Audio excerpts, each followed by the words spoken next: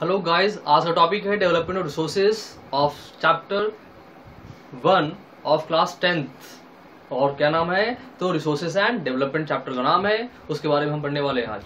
ठीक है, तो इसमें हम ये पढ़ने वाले हैं कि रिसोर्सेज के बारे में, जैसे मैंने बताया था लास्ट क्लास में, रिसोर्सेज होते क्या है? संसाधन, जिसका हम यूज करके हम कोई फिनिश प्रोडक्ट बनाते हैं। जैसे कि हम बोल सकते हैं कि मिनरल्स है, आयरन है, और आयरन को हमने यूज किया और यूज करके हमने क्या बना दिया? तो हम यूजफुल के लिए मोबाइल बना दिया, फॉर एग्जाम्पल। तो ऐसे ही जो रिसोर्सेज होते हैं, हम रिसोर्सेज का बहुत सारा ऐसा यूज करते हैं। और देखा जाए तो ह्यूमन डेवलपमेंट के लिए रिसोर्सेज जो है बहुत ही ज्यादा इंपॉर्टेंट है। तो क्या बोल सकते हैं कि ह्यूमन रिसोर्सेज जो रिसोर्सेज हैं वो ह्यूमन सर्वाइवल के लिए बहुत ही इंपॉर्टेंट है। दैट मीन्स कि वी कैन से कि वाइटल फॉर ह्यूमन सर्वाइवल। क्या? रिसोर्सेज की बात करते हैं, तो यहां पे क्या लिख सकते हैं हम? Resources is vital for human survival. इस तरीके से और भी हम पढ़ेंगे इसके बारे में कि क्या क्या होता है इसके बारे में, कि डेवलपमेंट कैसे कर सकते हैं इसके बारे में, और साथ ही साथ रिसोर्सेज जो हैं वो उनसे यूज क्या हो रहा है, बेनिफिट क्या हो रहा है, और डिप्लीट कैसे हो रहा है, डीमेरिट क्या है उनके बारे में पढ़ते हैं। तो स्वागत है आपका पॉइंट टू पॉइंट अकेडमी में, मैं प्रकाश। और चलते फिर देखते हैं कि किस तरीके से डेवलपमेंट किया जाता है रिसोर्सेज का। ठीक है, होता क्या है ना कि एरिया वाइज एरिया ना रिसोर्सेज का फर्क पड़ता है। हर एक एरिया में रिसोर्सेज डिफरेंट होते हैं, मतलब संसाधन जो होता है वो डिफरेंट होता है। फॉर एग्जाम्पल देखा जाए तो कुछ ऐसे स्टेट होते हैं, जैसे हम इंडिया की बात कर ले तो कुछ ऐसा स्टेट है जहां पर लेबर अबंडेंस है। ठीक है, और कुछ ऐसे स्टेट है जहां पर लेबर है ही नहीं बिल्कुल भी। फॉर एग्जाम्पल मैं आपको बता दूं कि कोविड-19 के चलते, जैसे कि हम बोलते हैं कोरोना वायरस की बात हम करते हैं ना, उस चलते क्या हुआ कि कुछ ऐसे जगह हो गए जहां पर लेबर इतना ज्यादा हो गया, और कुछ ऐसी जगह जहां पे लेबर अब सबके सब माइग्रेट करके घर चले गए। जैसे कि पंजाब हो गया, हरियाणा हो गया, वहां पता है वहां पे लेबर की कमी हो गई, जिससे कि फार्मिंग जो है वहां पे ना, वो जो वहां पे हार्वेस्ट होता है, हार्वेस्ट में वहां प्रॉब्लम होने लगा। ठीक है, तो ये बोला हुआ है कि उस रिसोर्सेज को कैसे मैनेज किया जाए, कैसे हम उसको डेवलप करें, कैसे हम अपने यूज के लिए बनाए उसको। ठीक है, ह्यूमन रिसोर्स भी एक पार्ट है। सबसे मेन जो रोल प्ले करता है वो ह्यूमन ही रोल प्ले करता है, ह्यूमन रिसोर्सेज के अंदर ही आता है, संसाधन के अंदर आता है। ठीक है, वैसे तो मैंने आपको बताया था लास्ट क्लास में कि रिसोर्सेज होते क्या है, टाइप्स ऑफ रिसोर्सेज बताया था मैंने कि नॉन रिन्यूएबल, रिन्यूएबल, ठीक है, पोटेंशियल, स्ट्रेटजी, ठीक है, रिजर्व्ड, ये सारे मैंने आपको बताया था। क्लियर? तो अब हम ये पढ़ेंगे, एक इंसान जो है, सोचिए एक ह्यूमन ऐसा पर्सन है ना कि उसके ना कभी भी उसकी ना जो इच्छा है ना पूरा नहीं होता उसका। हमेशा 1 by 1 उसको बढ़ते जाता है, एक लेना है फिर दूसरा, एक और लेना है, दूसरा तीसरा, ऐसे बढ़ते जाता है। कभी वो ये नहीं सोचता कि एनवायरनमेंट पे क्या फर्क पड़े। ठीक है, और क्या रीजन है? और जब वो नहीं सोचता कि एनवायरनमेंट क्या फर्क पड़ता है, उससे एनवायरनमेंट को क्या असर पड़ता है, और एनवायरनमेंट पे वो हमें गुस्सा करके ना हम पे ही थोप देता है। जैसे कि हेल्थ प्रॉब्लम हो गया, पोल्यूशन हो गया, तो हमें सांस लेने में दिक्कत हो गया। ठीक है, आज जो बहुत ही ऐसे लोग हैं जो यू कैन से कि 80% ऐसे लोग जो अस्थमा के बीमारी से प्रॉब्लम है। लोग देखो आई वीकनेस, बहुत ही आई साइट कम हो जाते हैं। बच्चे मैंने देखा है, छोटे बच्चे जब जन्म लेते हैं ना तब से उनके चश्मे लग जाते हैं। सब पोल्यूशन का फर्क पड़ता है ना, ऑब्वियस बात है। ठीक है, तो हम उसी के बारे में देखने वाले हैं। ऐसा माना जाता है, ऐसा ही जो ह्यूमन काइंड है ना, वो ये सोचते हैं कि जो इन्वायरमेंट है ना, जो रिसोर्सेज है वो फ्री है, सबके लिए फ्री है, फ्री गिफ्ट ऑफ नेचर है। क्या? तो हम बोल सकते हैं रिसोर्सेज के बारे में, इट इज बिलीव्ड, यहां लिख रहा हूं मैं, believed that resources are free gift of nature. Nature क्या है? फ्री गिफ्ट है। और इसी कारण से सब लोग सोचते हैं यार ये तो मेरा है, ये तो मेरा है, रिसोर्सेज तो हमारा है। ठीक है, इस पे अधिकार नहीं किसी का भी। इसके कारण क्या होता है कि इसके बहुत सारे प्रॉब्लम होना शुरू होता है, समस्या शुरू हो जाती है। तो समस्या है क्या? तो इट लीड्स मेजर प्रॉब्लम। क्या? ये मेजर प्रॉब्लम आता है। और पहला जो प्रॉब्लम है ना, सबसे आसान, जो आपको सबको अच्छे से पता है, वो है depletion of resources. Depletion of resources अब कैसे मैं बताता हूं। फॉर एग्जाम्पल, आप लोग वेल नोन हो पेट्रोलियम के बारे में। पेट्रोलियम जो बोला जाता है कि एक एग्जॉस्टिबल है, एग्जॉस्टिबल के साथ साथ ये नॉन रिन्यूएबल है। मतलब कि एक तो ये खत्म होने वाला है और साथ ही साथ ये दोबारा हम रिप्लेनिश भी नहीं कर सकते, मतलब कि दोबारा हम उसको बना भी नहीं सकते, बनने में उसको 1000 ऑफ ईयर्स लग जाता है। सोचिए अगर पेट्रोलियम खत्म हो गया तो क्या होगा फिर, इसे मतलब कि ऑल्टरनेट वे ढूंढना पड़ता है, बट वो तो खत्म हो गया ना, जो रिसोर्सेज था वो खत्म हो गया ना। सोचिए कि वो फिर हमारे फ्यूचर जनरेशन के लिए क्या बचा फिर, हम तो बस कहानी बना सकते हैं, उनके लिए तो हमने कुछ बचा के रखा नहीं, फिर तो प्रिजर्व करके रखना पड़ेगा ना फिर तो। लेकिन यही होता है जब सबका माइंडसेट ये बन चुका है कि रिसोर्सेस हमारा फ्री है, तो फ्री होने के चलते क्या होता है, लोग उसका बहुत ही ज्यादा दुरुपयोग करते हैं, ठीक है, अपने बेनिफिट के लिए, अपने ग्रीडी के लिए, लालचपन के लिए बहुत ज्यादा वो करते हैं, ऐसे रिसोर्सेज का बहुत ही इस तरीके से इस्तेमाल करते हैं जो हमें जो नीड है ना उस नीड से ज्यादा, ऐसा होता है। जैसे कि दुबई की बात है, दुबई में ऐसा बताता है कि 2050 तक वहां पे पेट्रोलियम खत्म हो जाएगा, इसीलिए वो पहले से ही टूरिज्म प्लेस बना रहा है, ताकि वो पेट्रोलियम ना हो तो टूरिज्म प्लेस तो हो। लेकिन सोचिए कि पेट्रोलियम नहीं है, ऑल्टरनेट वे ढूंढ रहा है, लेकिन रिसोर्सेज तो खत्म हो गया ना उसका, इस तरीके का तो डिप्लीट हो रहा है। सिर्फ मैं रिसोर्सेज में बात करूं, सिर्फ पेट्रोलियम की बात नहीं हो रही, फॉरेस्ट को देखो आजकल क्या हो रहा है, फॉरेस्ट को आगे जलाकर उसमें लैंड बनाया जाता है, उस पर लोग रहते हैं, तो रहने के लिए फॉरेस्ट जला रहे हैं हम फॉरेस्ट जब जलाएंगे तो ऑक्सीजन कहां से आएगा, ये भी तो रिसोर्सेज हमारा खत्म, लोग ऐसे ही मर रहे हैं। पोल्यूशन देखो कितना लेवल आगे हो गया, इतना ज्यादा पोल्यूशन हो गया कि लोग मरते हैं पोल्यूशन से ज्यादा। आजकल सिटीज में रहने वाले लोग को सबसे ज्यादा मेजर दिक्कत क्या होता है बताता हूं मैं। जब देखा होगा आपने कि जब जैसे दिवाली हो गया, दिवाली के बाद 1-2 दिन बाद देखिए आई इरिटेशन होना शुरू हो जाता है, सरदर्द होता है बहुत ज्यादा, लोग है ना आम बात होता है सरदर्द देना। सिटीज में जब आप रोड पे जब आप जाते हो, घूमते हो, घूमने के बाद ना जब घर में आते हो ना तो सरदर्द देना शुरू हो जाता है, जो पर्सन जो यूज्ड टू नहीं है बाहर जाने वाला, क्योंकि पोल्यूशन का जो यूज्ड टू नहीं होता, और जब एक बार जाता है तो सरदर्द देना शुरू हो जाता है। ये सब पोल्यूशन का ही फर्क पड़ता है।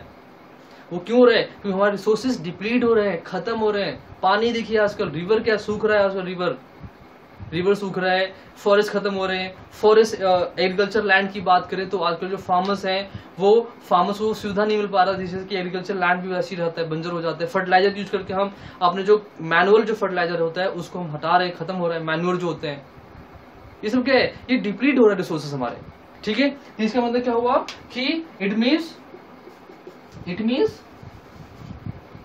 इरोजन ऑफ रिसोर्सेज, इरोजन मतलब खत्म होना, इरोज हो जाना, रिसोर्सेज लाइक फॉरेस्ट, मिनरल्स में जितने भी आपके केमिकल्स आते हैं और जो आयरन है, ऐसे सब जितनी भी चीजें हैं इसके अंदर आते हैं, मिनरल्स हो गए आपके। फिर हम बोल सकते हैं यहाँ पे क्या, तो रिवर्स, ये सब कितने हैं, ये सब के सब क्या हो रहा है हमारे, डिप्लीट हो रहे हैं। पहाड़ देख लो ना आजकल, माउंटेन देख लो कितना अच्छा सुंदर लगता है माउंटेन देखने में, लेकिन वहां पे क्या हो रहा है आजकल, पहाड़ों को काटा जा रहा है, काट के वहां पे रोड बनाते हैं, अलग अलग रोड बन जा रहे हैं, और हम बोलते हैं हम तरक्की कर रहे हैं। क्या तरक्की कर रहे हैं, कुछ नहीं, बस हम अपने नेचर को खराब कर रहे हैं और कुछ नहीं कर रहे हैं, ठीक है, ये है। फिर नेक्स्ट जो इसका प्रॉब्लम है, डिप्लीशन रिसोर्सेज पहले हमारा हो गया, सेकंड है एक्यूमुलेशन ऑफ रिसोर्सेज। क्या, तो हम सेकंड पॉइंट की बात करते हैं। जो सेकंड पॉइंट है वो है एक्यूमुलेशन ऑफ रिसोर्सेज। इसका मतलब होता है कि जो रिसोर्सेज है ना उन पे जो अधिकार है, जो उनको जो कंट्रोल कर रखा है वो फ्यू पीपल कर रखे हैं।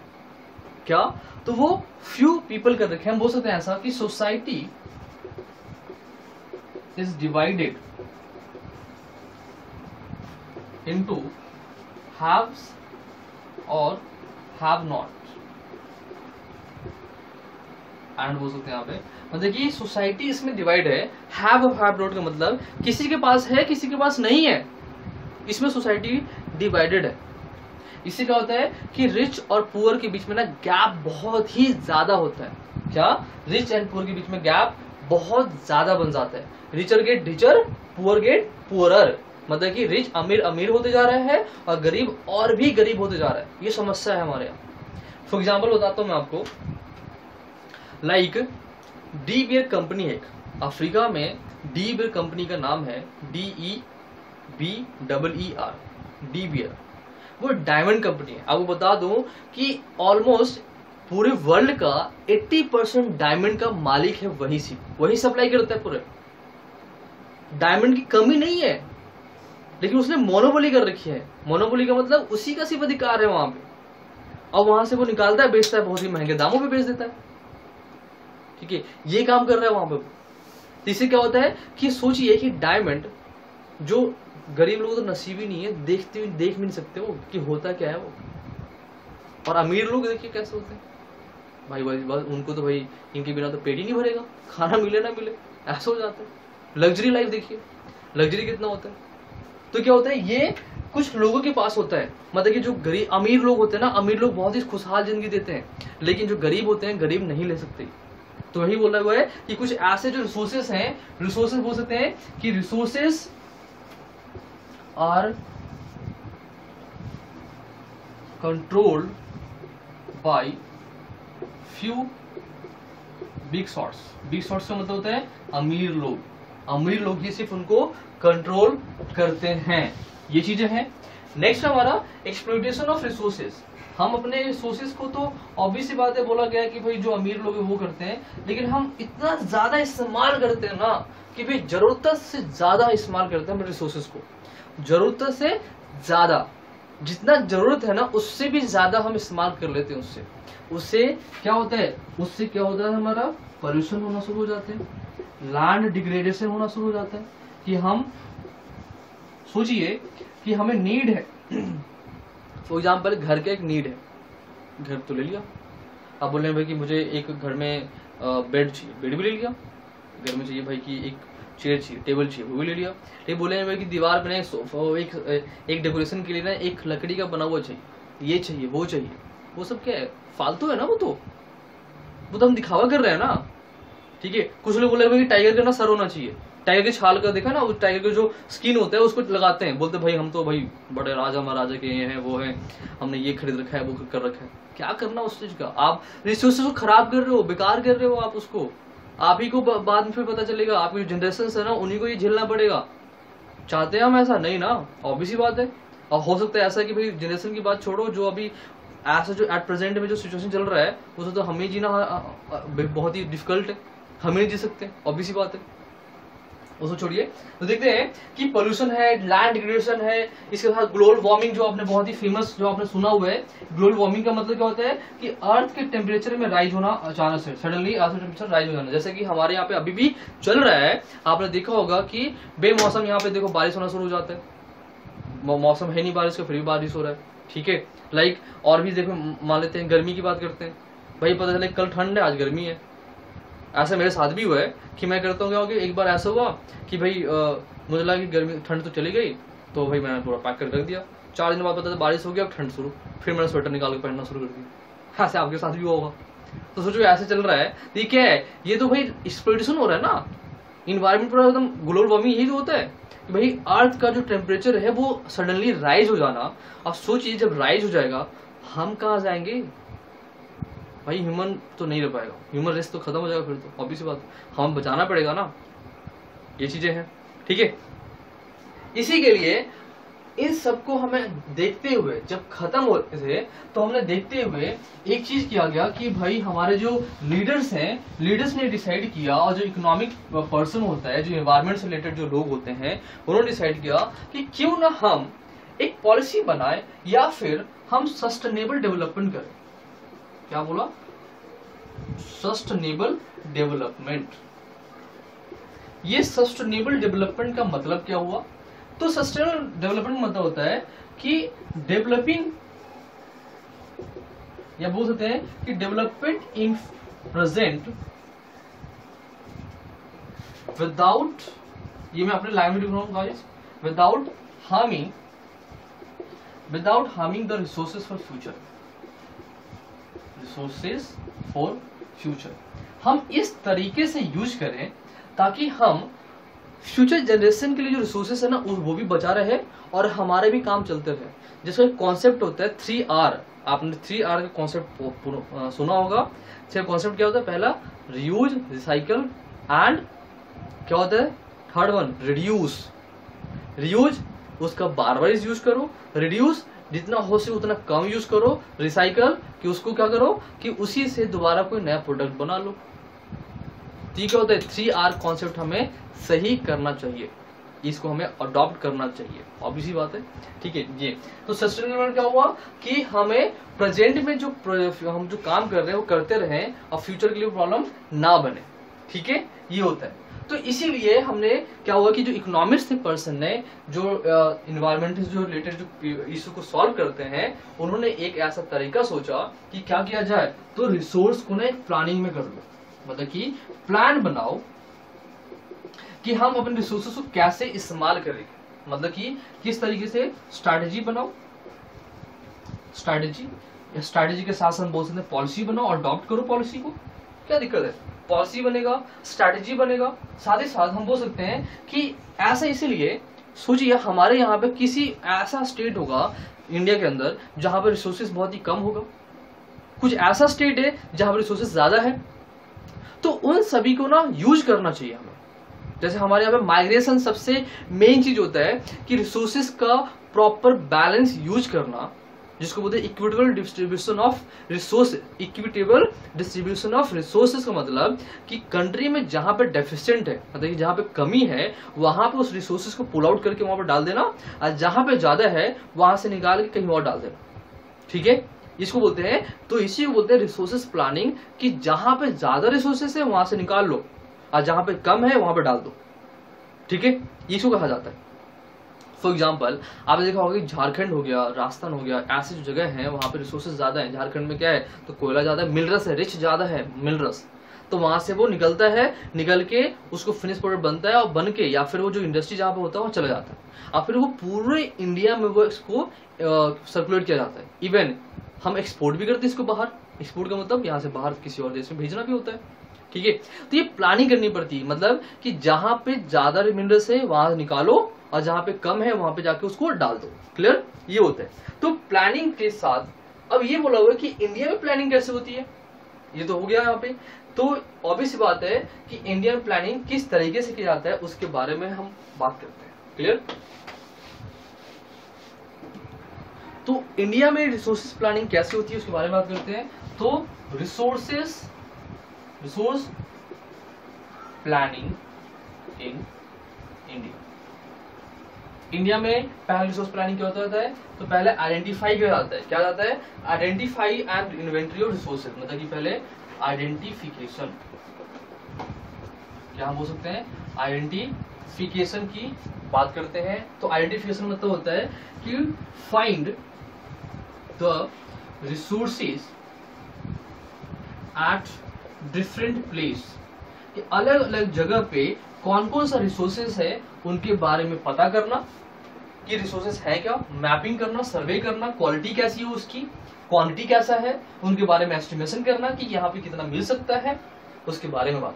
ठीक है, फिर नेक्स्ट है प्लानिंग, कि उस रिसोर्सेज को कैसे निकाला जाए, किस स्किल से निकाला जाए, टेक्नोलॉजी कैसा होना चाहिए, उस टेक्नोलॉजी कि जैसे कि लेबर इंटेंसिव होता है, मशीन से हम निकालेंगे, उसके लिए इंस्टीट्यूट सेटअप करना, एक कंपनी सेटअप कर देना। ठीक है, जैसे यहाँ पे क्या है, भारत हिंदुस्तान इलेक्ट्रॉनिक लिमिटेड, भेल नाम सुना होगा आपने। इलेक्ट्रॉनिक लिमिटेड मतलब कि जितने भी जो इलेक्ट्रॉनिक आइटम्स उसके अंदर आते हैं। फिर आता है कि रिसोर्सेज को मैच करना डेवलपमेंट से, कैसे, तो matching resources with national development मतलब ये कि जो हमारे पास रिसोर्सेस है उस रिसोर्सेस से हम क्या डेवलपमेंट कर सकते हैं। मान लीजिए कि अगर कोई भी एक फैक्ट्री बनाना, तो फैक्ट्री बनाने के लिए क्या चाहिए, मिनरल्स में आयरन चाहिए। रोड बनाना तो क्या चाहिए हमें, तो उसके लिए ह्यूमन रिसोर्सेज भी चाहिए, साथ ही साथ क्या चाहिए हमें, तो और भी रिसोर्सेज है, मेटल चाहिए, फिर जो हम बोल सकते हैं जो रेता है, पत्थर है, गिट्टी है, जो भी ये सब चाहिए, तो सब क्या है, रिसोर्सेज ही तो है, तो उन सब चाहिए। तो ऑब्वियस बात है प्लानिंग इंडिया में इस तरीके से होता है। लेकिन साथ में कंजर्वेशन भी होना चाहिए इंडिया हमारे रिसोर्सेज का। कंजर्व का मतलब बचा के रखना चाहिए। बचा कैसे, तो महात्मा गांधी ने एक स्लोगन बोला था और स्लोगन का नाम है कि there is enough for everybody, there is enough for everybody but there is nothing for greedy. मतलब ये कि सबके लिए बहुत है, लेकिन जो लालची है ना उसके लिए कुछ भी नहीं है, सब कुछ नहीं, खत्म है, मतलब कि वो कितना भी कर लेगा नहीं। तो गाइज आज के लिए इतना ही टॉपिक था, मैं क्वेश्चन नेक्स्ट क्लास में दूंगा, ठीक है। तो लाइक एंड सब्सक्राइब ना भूलें। Thank you.